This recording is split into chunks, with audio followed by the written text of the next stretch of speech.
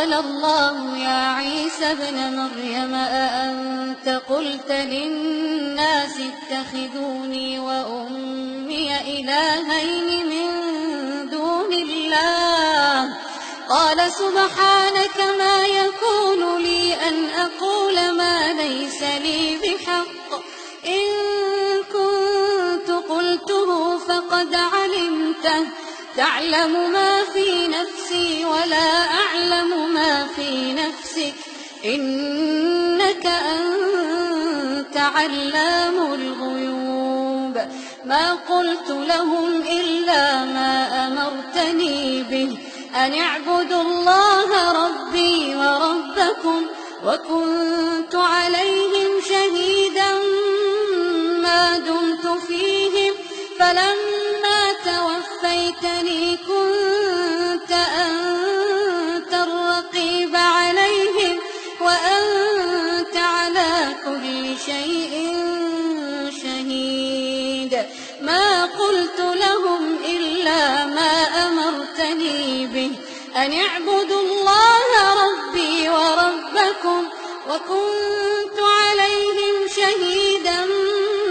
ما دمت فيهم فلما توفيتني كنت أنت الرقيب عليهم وأنت على كل شيء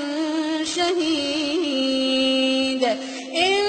تعذبهم فإنهم عبادك إن